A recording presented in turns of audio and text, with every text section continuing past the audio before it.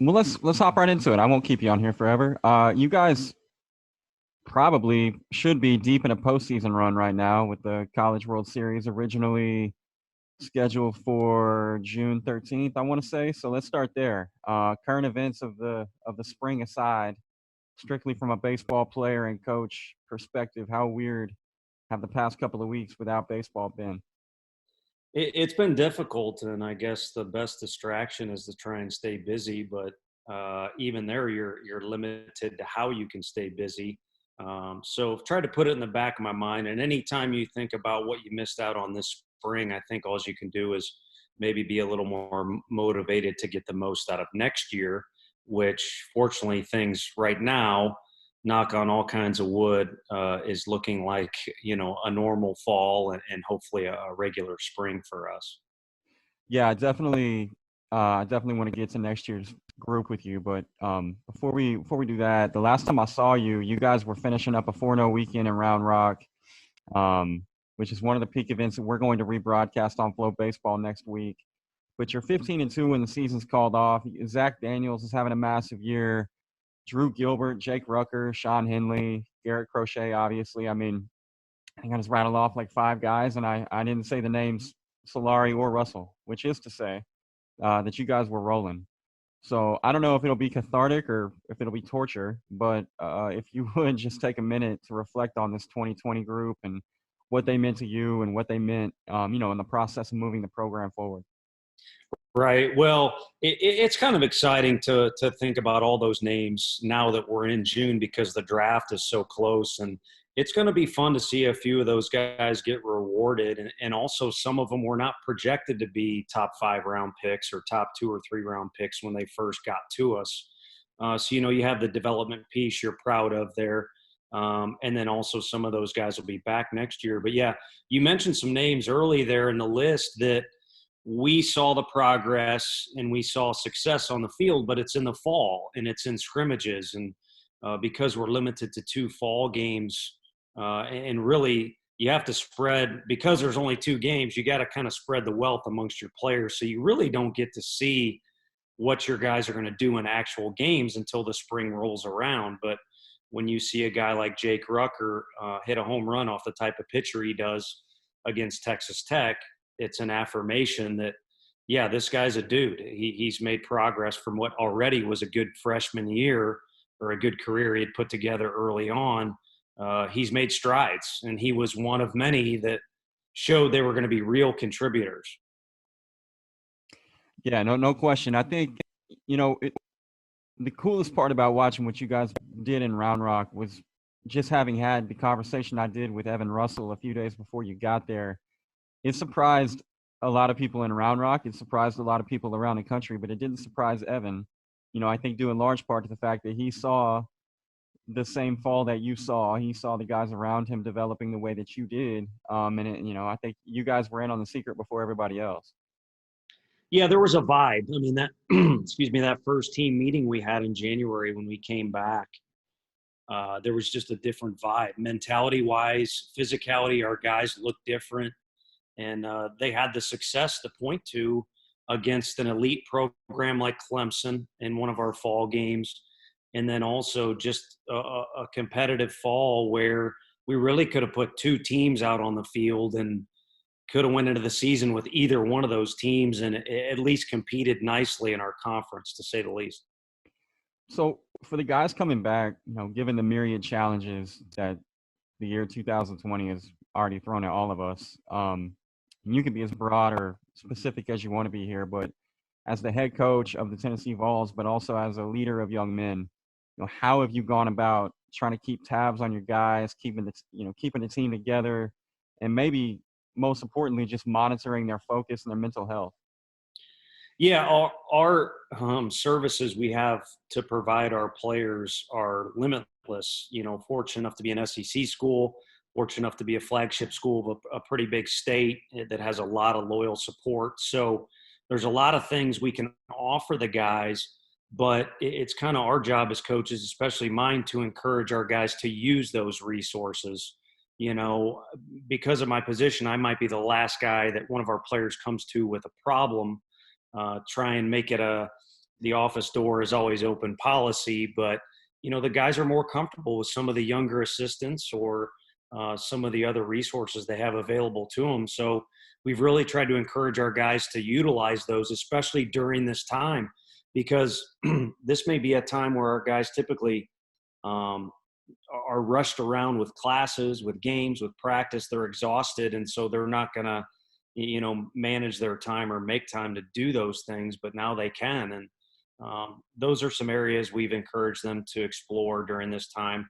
Also, just diving into nutrition, sleep habits. If you are going to watch a bunch of TV, you might as well make it a few educational experiences. Like The Last Dance, was entertaining, but also educational.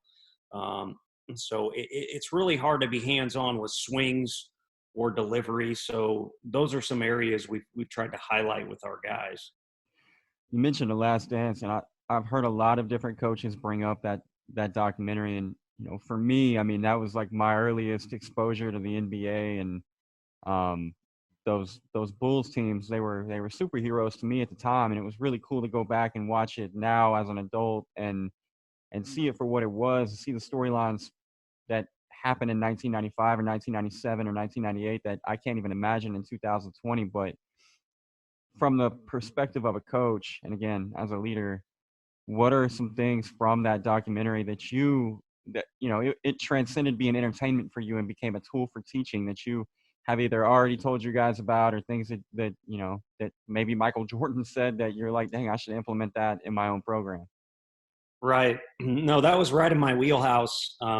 My dad's from Chicago, and I was a monster Bulls fan. We were able to go to see him play in Chicago Stadium before the United Center a couple times. So I loved reliving that. And there was, of course, some things I wasn't even aware of. But, one key thing is just taking care of your body. When the Pistons beat up Michael Jordan, he was an elite player in the league, if not the best at that age, but he wasn't physical enough to withstand the punishment they dealt, he and really his teammates. So, nutrition, again, sleep, lifting weights, taking care of your body, being prepared to go into quote unquote battle is a huge key.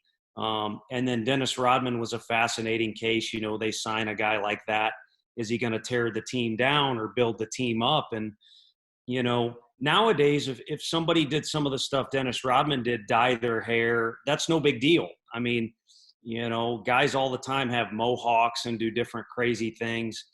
You and I can recall back then, it was so outlandish, it was tough to even comprehend. People weren't doing that stuff.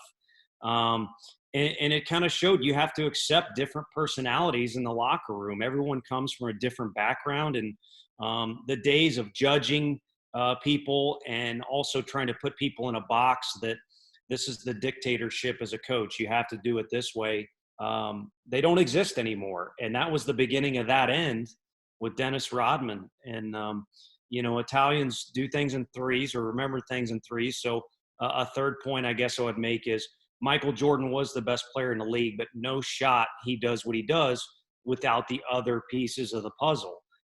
Scottie Pippen was, the Robin to his Batman, but guys like John Paxson and Steve Kerr hitting big shots. And it seems like Bill Cartwright was not Michael Jordan's favorite player, but nonetheless, I remember Bill Cartwright, you got to have a big man in the NBA.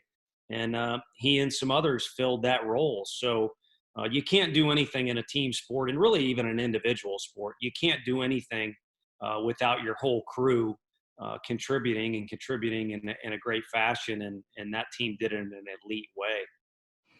Man, the way you talk about Rodman and the lesson there, and just not trying to put, your guys in a box and make everything so uniform. It reminds me, and I think I brought this up with you when we were in Round Rock, but one of the things that stood out to me the most about your program, and I mean, look, I grew up in Northwest Arkansas, so I knew who you were before just because I grew up an Arkansas Razorback baseball fan, and we spent summers at Baum, and I always loved the way that Arkansas played under Norm DeBryan. I love the way that they play under Dave Van Horn as well. But all that to say, having never had really any exposure to Tennessee's baseball program outside of just whenever they would come to Fayetteville, when I saw you guys in Round Rock, it was immediately apparent to me that you had a different attitude, a different swagger about you than every other team there. Like it just exploded out of the dugout. And it was very evident. I think even to the point of, you know, the traditionalist baseball fan, I think that they may even look at Tennessee and be like, well, there might be too much personality there. I love it, and I know your guys love it. So I guess a very long way of just asking a simple question, which is, you know, how do you go about allowing your guys to be themselves and in a way that really resonates with the 18 to 22-year-old? Yeah, well, just going back to the beginning of your comments, Coach DeBrian's name brings a smile to my face. I mean, Coach D would come down for a short while, but almost every day to the stadium when I was working at Arkansas, and he's a legend. And kind of things he did bled into Coach Van Horn's regime, and then here I am, a younger guy that really started out literally not knowing what I was doing when I first got a job at Missouri, and slowly learning, but being there and being around those two type of coaches and that type of program, the blueprint is kind of in front of you. And it's almost kind of like you got the answers to the test, don't screw it up. But you do have to put your own spin on it because Tennessee is Tennessee, not Arkansas.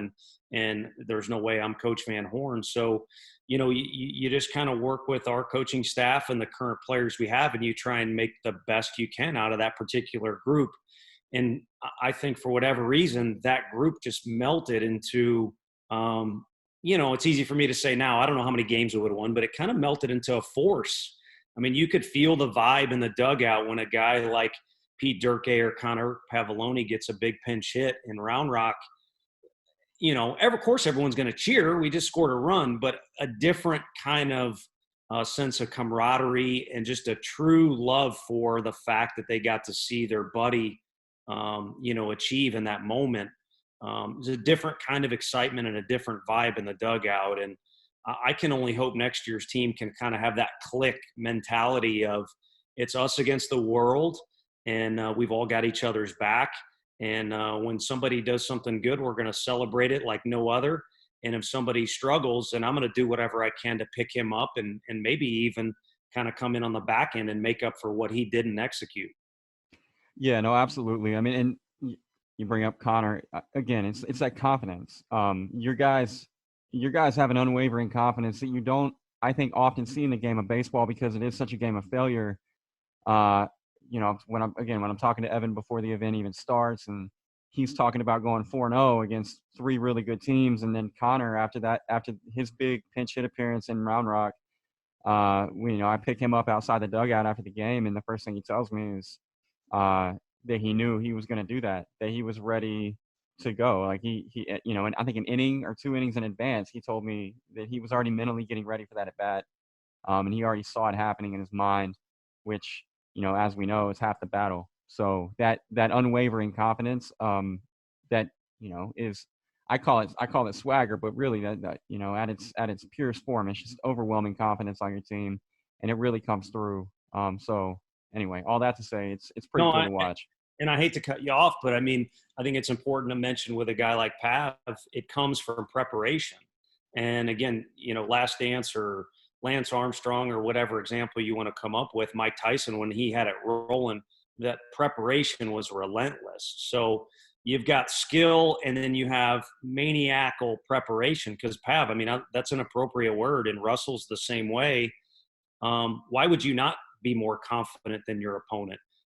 That guy may feel the same way, like Stanford's pitcher Williams in Game 3. I mean, I don't know that I've seen a pitcher that confident, but you can't get inside your opponent's head, so why worry about it? Just prepare like crazy, and then when you're called upon to do something like pinch hit or start or relieve, you should be as confident as anybody. And we kind of had a big group of guys like that. So even if you question your ability to get it done, you're kind of outnumbered by guys who are confident.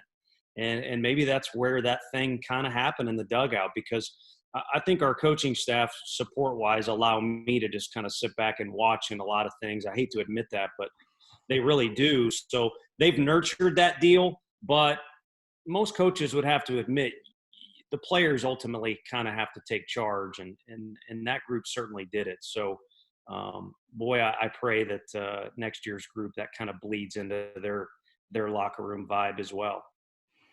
Hey, I want to ask you about the new college baseball model that kind of hit the news, I guess, a few weeks ago. And I don't want to put any words in your mouth at all. I just want to frame it up here. The new model, as I understand it, the proposal anyway, is essentially, a proactive approach by Power Five, primarily head coaches, to to innovate and to create and sustain that upward trajectory of the sport. Um, there's myriad variables that I could try to get into, but I mean, in essence, it proposes moving the start time of the season back to mid-March, which would then in effect move the College World Series back to mid-July.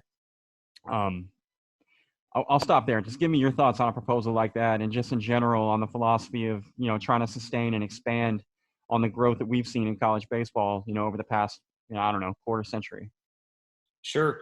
Well, that all started with me with Camden Sewell, who did not pitch for us this year, has a chance to be a weekend starter. I think he is going to be a weekend starter for us next year in the SEC. He didn't pitch one inning for us this year because he was a little sore after an outing. Well, it was an outing, even though we're in the South, where I think it was like a 42-degree day. And so maybe he's sore anyway, even if it's 80.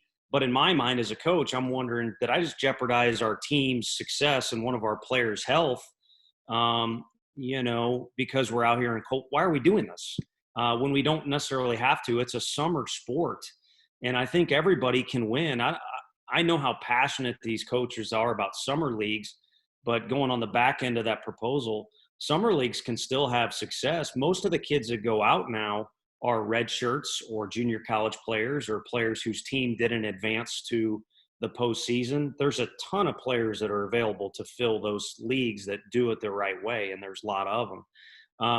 But that's where it started with me. And then when the virus came, I even talked with Coach Mazey from West Virginia, who I think contributed to that a little bit. He's got a great baseball mind. And I thought the virus might show us, hey, let's push this thing back. This was well before I knew what was really going to happen. Hey, we're going to end up playing Omaha on July 4th. That thing on July 4th, holiday is going to be explosive. People will see, why don't we just push this thing back anyway? Of course, it didn't go down that way, but now the virus provides everyone a little extra computer and office time, and people start conspiring. Let's adjust this thing a little bit. So I don't know that the dates are exactly what I would go with. I think you could do things a little bit earlier into the summer, but whatever it is, I agree with that model. And I hope our voice is strong enough, because I don't contribute. I'm too young and not experienced enough to voice my opinion with things like that. But I hope the leaders can push forward and make something like that happen, because it seems to be the right thing to me. And too often the right thing in college baseball doesn't happen. And I don't know if that's because we're third fiddle to basketball and football, or our leaders just need to take a little stronger stance. Again, I don't have those answers, but you sure would like to see the right thing happen for our sport, because it's become a monster. We provide a lot of TV revenue, a ton of money with our postseason, and we're gathering as big a following as any sport out there, really. Maybe not as much as football, but any of the others. Yeah, no, I mean, look, it makes a ton of sense from basically every possible perspective. I have a harder time trying to come up with a reason not to do it that way than to come up with reasons to do it that way. I mean, look, there is nothing as a baseball player, the February game where it's 38 degrees and you got wind, and this is in Arkansas. It's not like I grew up in Michigan. And that wind whipping through there and you're in the dugout with your coat. I mean, there's nothing worse. My buddies, I've got a lot of friends that are not baseball guys, and their reaction is kind of where I form some of my opinions. When a younger kid is calling my phone and I step out of the conversation because I can't call that kid back, that doesn't make sense. They don't understand that. And, in January, our kids come back to campus, and it's January, let's say 15th. The season is less than a month away, and we're not, quote unquote, in season. And I tell my family or my friends that, and they're like, well, what do you mean you're not in season? No, we can only practice a couple hours. Why are we doing that? Like, we have arms to take care of. And quite frankly, not just in our league, but there's good money in college baseball now. If we don't win, we get fired. There's no way around that argument. So, now the rules are basically tempting you to either cheat or to rush or put kids in harm's way for the greater good of your coaching staff, because it's a cram session. It's kind of like back when I was studying for my finals. It's Mountain Dew and Mike and Ike's and stay up all night to get ready for your final. That's how I feel for our first game, Yeah, that's a great way to put it. I was a Code Red Mountain Dew guy. Yeah, cosign. I used to go to the Taco Bell by my high school with the same cup for a week and get the refills of the Baja Blast. Yes, nothing wrong with some Baja. That was my silver medal, second place for me. Okay, I'll take it. Hey, are you on Twitter? I just got on Twitter. I thought I saw your account. I was like, I think he finally got on here. So, I don't know. Twitter provides probably as much good as it does bad, but I don't need to be on there. It'll add too much stress. I've got an overactive mind, and I don't need any more stress than I already bring on myself. I'm very fortunate to have a great job, so I shouldn't be, but it's just by nature who I am. So I don't know that I'm cut out for that world.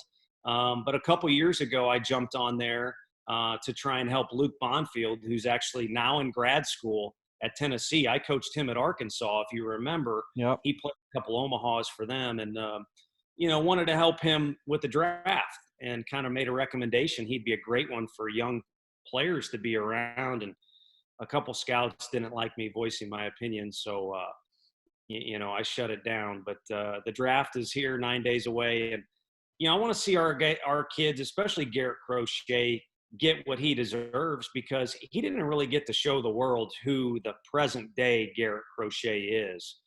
They don't even know he's got a good changeup, but he does. He just wasn't able to show that at 3 innings of pitching this year. He, probably was robbed of, again, showing the world who he's become through a lot of hard work. But, draft day is all about getting an opportunity, and then what you do with it after that will really speak volumes. Well, if I'm looking ahead to next year, and of course I'm being presumptuous, and we'll know a whole lot more in about a week than we know right now, 2 weeks, whatever. But, obviously I think safe to assume Garrett will be off the board at the end of the first round. But with the draft only being 5 rounds long this year, it looks to me a whole lot like you guys are going to be bringing back a ton of talent and experience. So realizing that 8 months might as well be about 8 years from where we're sitting right now.